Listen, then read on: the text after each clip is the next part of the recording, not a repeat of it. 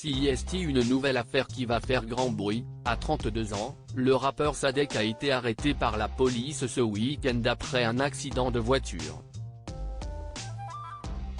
En délit de fuite, il aurait été arrêté et contrôlé positif aux stupéfiants. Il risque gros après ce nouveau dérapage, lui qui avait déjà été mis en examen pour agression en 2020. Mise à jour, ce jeudi 19 octobre, nos confrères du Parisien précisent que le rappeur Sadek a reçu une convocation devant le tribunal correctionnel, lundi, après sa sortie de garde à vue, pour répondre des faits de délit de fuite après un accident de la route. Il passera donc bientôt en jugement. Une grosse bêtise qui va lui coûter cher. Ce dimanche 15 octobre au matin, le quartier de la Villette, dans le 19e arrondissement parisien, a été réveillé par une violente collision entre deux voitures. Juste après le choc, l'un des conducteurs a pris la fuite. Rapidement retrouvé par la police, il s'agit du rappeur Sadek, disque d'or et apparu dans plusieurs films et séries. Le jeune homme de 32 ans, originaire de Neuilly-Plaisance en Seine-Saint-Denis, est rapidement contrôlé positif à la cocaïne et à l'alcool, et est placé en garde à vue pour délit de fuite sous l'emprise de stupéfiants. Détenu pendant plusieurs heures, le jeune homme est finalement sorti. Aucune information n'a été donnée sur la suite de cette affaire, mais le rappeur, interrogé par ses amis streamers, s'est déclaré prêt à répondre à la justice. Célèbre depuis 2016 et l'album Nick le Casino, qui lui a valu l'obtention d'un disque d'or, celui-ci a également joué dans plusieurs films et séries, dont Tour de France avec Gérard Depardieu ou Le Bureau des légendes.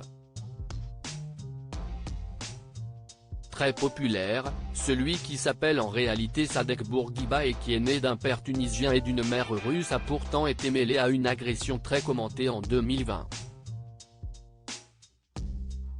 Une expédition punitive en effet, à l'époque, un contentieux l'oppose à Bassem Braïki, un blogueur de Vénissieux, dans la région lyonnaise. Celui-ci appelle ses abonnés à perturber le concert du rappeur, ce qui ne lui plaît pas vraiment mais l'oblige à annuler un show au Keïsa Priest, dans la même région.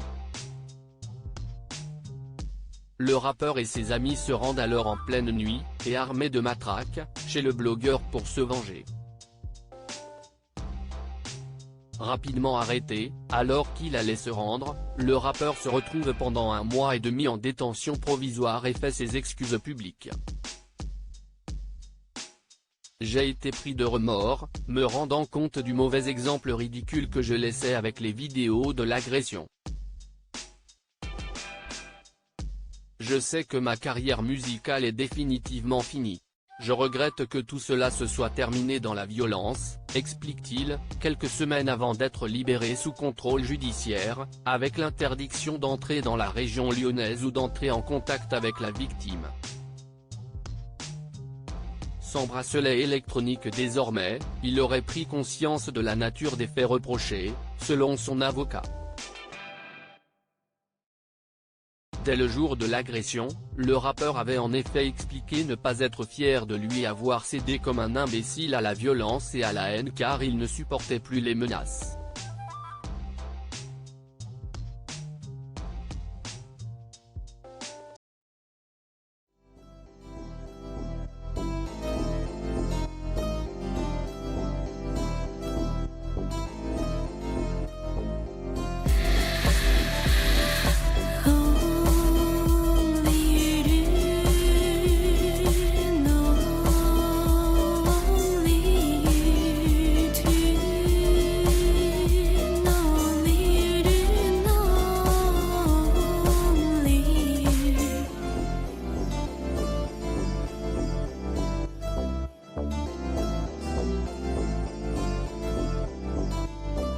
To